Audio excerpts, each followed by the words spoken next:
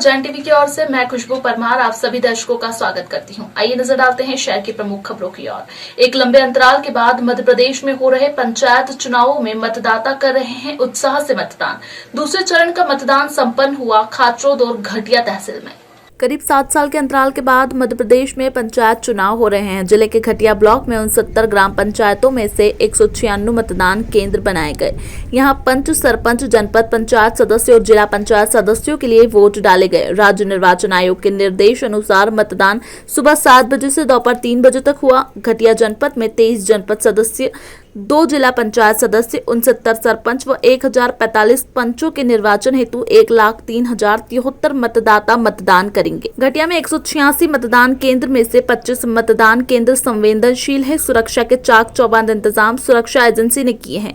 जनपद पंचायत खाचरोद में 130 में से 125 पंचायतों के सरपंच, पंच, 25 जनपद सदस्य और 4 जिला पंचायत सदस्य के लिए मतदान हुआ, क्योंकि 3 पंचायत झिरन्या शेख, बंजारी, मिण निर्विरोध ही निर्वाचित हो चुकी है। यहां मात्र जनपद और जिला पंचायत सदस्य के लिए मतदान होंगे। कलेक्टर आशीष सिंह ने एसपी सत्येंद्र कुमार शुक्ल ने व्यवस्था बनाए रखने के लिए मतदान केंद्रों का दौरा भी किया।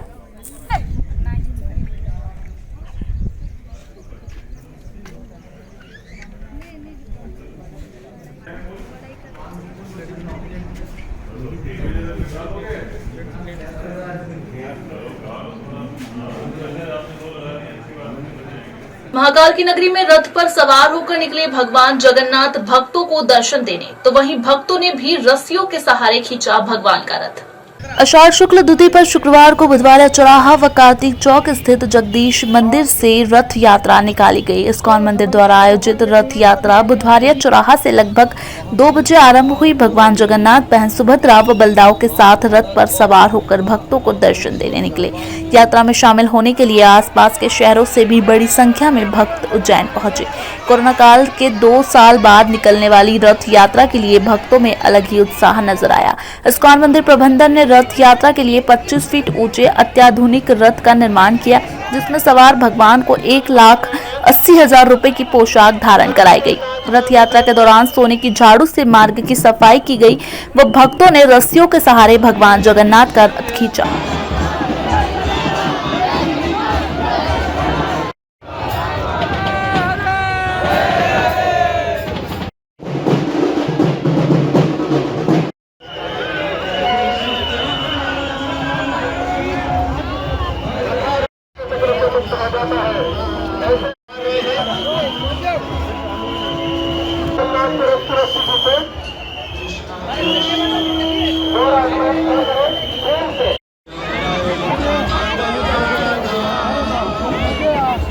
इधर कार्तिक चौक स्थित जगदीश मंदिर से खाती समाज द्वारा 100 साल से अधिक पुरानी जगन्नाथ यात्रा की परंपरा निभाई गई। लगभग 3 बजे जगदीश मंदिर से आरंभ हुई यात्रा में भगवान जगन्नाथ लकड़ी से निर्मित स्वर्णिम आभा से दमकते विशाल रथ पर सवार होकर भक्तों को दर्शन देने निकले। यात्रा में प्रदेश के विभिन्न जिलों से आए खाती समाज के करीब 10,000 समाजजन शामिल हुए। नगरीय निकाय चुनाव की आचार संहिता के कारण यात्रा के दौरान मंची कार्यक्रम में केवल वरिष्ठ समाजजन मौजूद रहे।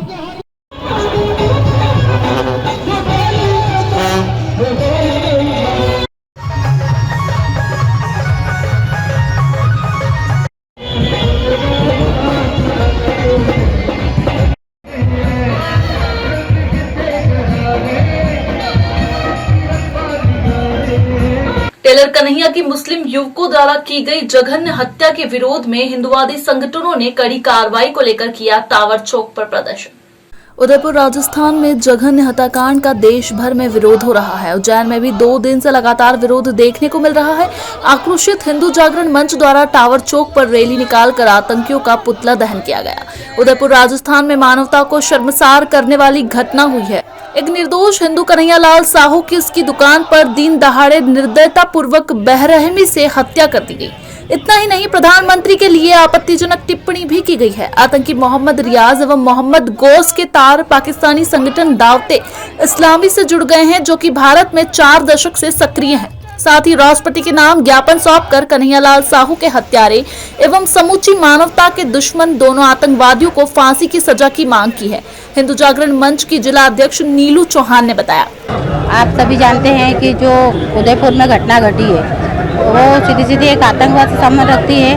कन्हैया लाल जी टेलर जो कि अपनी दुकान में कार्य कर रहे थे, वहाँ 2 जिहादी आते हैं और उनको कपड़े का नाप देते हैं और उन पे हमला करके उनकी हत्या कर देते हैं। हम लोग की यही चाहते हैं कि जो हत्या हुई है इसमें उन पर कठोर से कठोर कार्रवाई की जाए और ये सीधा सीधा कश्मीरी आतंकी संगठन से ताल्लुक़ रखता है। और किस तरह की मांगी गई और भी कई गिरफ्तारियां इसमें की जा रही है, क्या लगता है आपको कितना बड़ा मामला हो सकता है?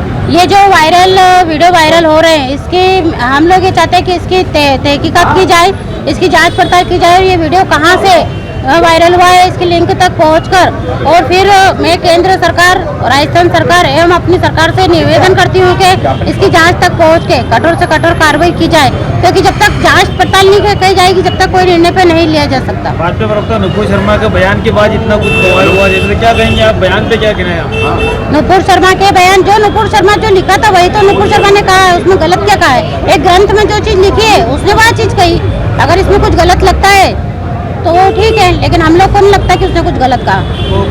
सुप्रीम कोर्ट भी इस बात को गलत मान रही है और माफी मांगने की बात कही है, आप क्या कहेंगे? लेकिन जो ग्रंथ में लिखा है, आज जो गीता में लिखा वही हम लोग बोलेंगे, वैसा ही उनके ग्रंथ में जो लिखा वो नुपुर शर्मा ने कहा है। ये अपनी अपनी सोच विचार है कि कौन इसको गलत मानता है और कौन इसको सत्य मानता है। पूर्व पति के बच्चों को लावारिस अवस्था में छोड़ प्रेमी संग भाग गई कलयुगी मां, अब पड़ोसी पाल रहे बच्चों को। दरअसल अभिषेक उर्फ भैयू सब्जी का ठेला लगाता है। 4 माह पूर्व वह पवासा में रहने वाली रानू नामक महिला को भगा कर लाया था। रानू के 2 साल की मासूम रिया और 5 साल का एक बेटा लक्षित 2 बच्चे हैं, जिन्हें रानू ने अपने पहले पति अनिल गुप्ता के पास छोड़ दिया था, परंतु बाद में उसका पहला पति अपने बच्चों को मां के पास ही देसाई नगर में छोड़ गया। इसी के बीच रानू और अभिषेक अचानक बच्चों को लावारिस अवस्था में छोड़कर भाग निकले। अब दोनों बच्चे पड़ोसियों की देखरेख में हैं। 2 साल की मासूम रिया और 5 साल का लक्षित इंतजार कर रहे हैं कि उनकी मां आ जाएगी, मगर 4-5 दिन हो गए हैं, ना मां लौटी और ना ही सौतेला बाप। ऐसे में बारी बारी से पड़ोसी महिलाएं दोनों बच्चों का ध्यान रख रही हैं। तो वहीं माधवनगर थाना पुलिस का कहना है कि मामले में सूचना लगी है कि बच्चों के माता पिता की तलाश कर रहे हैं, नहीं मिले तो उन्हें बाल संरक्षण गृह भेजेंगे। इस बाबत क्षेत्रीय रहवासी सन्नी वाघेला और सूर्य प्रकाश अखंडे ने बताया।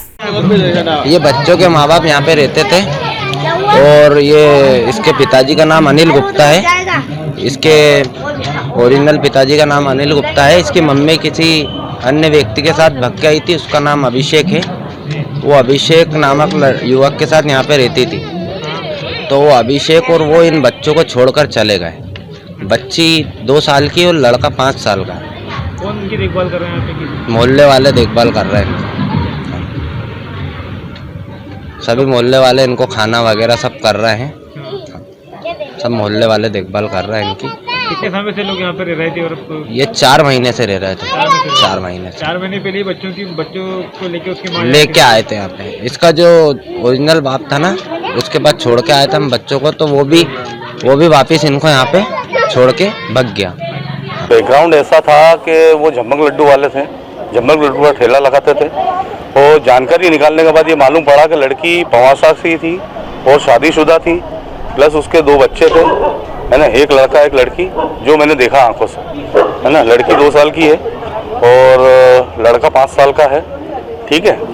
और इसका नाम अभिषेक था, जो झम्मक लड्डू का ठेला लगाता था। और जो मतलब ओरिजिनल बाप है वो पवासा का रहवासी है और उसका नाम है अनिल गुप्ता।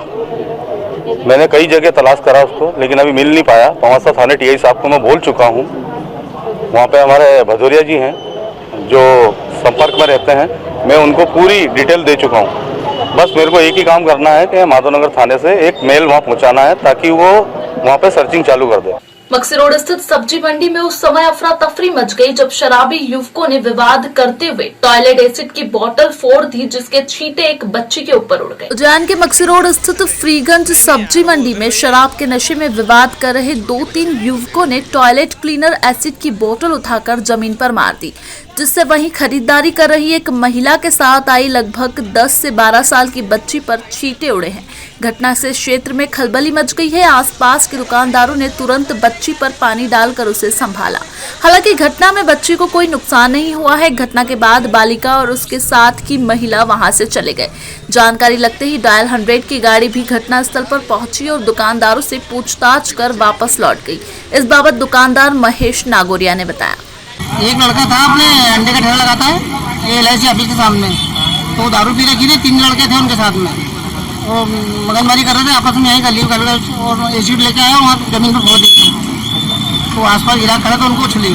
कौन घायल हुआ, किसी घायल होने की? घायल तो कोई नहीं हुआ, वो बच्ची को थोड़ा सा लगा था तो उनको हिला दिया आसपास।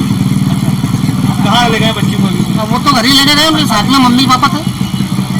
फ्रीगंज स्थित एक चिकित्सक के मेडिकल और क्लिनिक पर शॉर्ट सर्किट के चलते आग लग गई, जिससे 5 से 7 लाख का नुकसान होने की बात सामने आई है।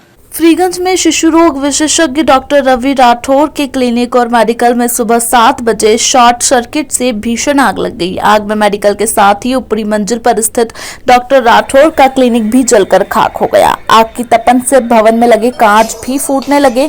आगजनी की घटना में अनुमानित 5 से 7 लाख रुपए के नुकसान होने की बात सामने आई है। जानकारी लगते ही दमकल की टीम मौके पर पहुंची और चाबी की उपलब्धता न होने पर मेडिकल का ताला तोड़कर आग पर काबू पाया गया। घटनास्थल पर तमाशबीनों की भीड़ लग गई। घटना के बाबत दमकल कर्मी अर्जुन प्रजापत ने बताया।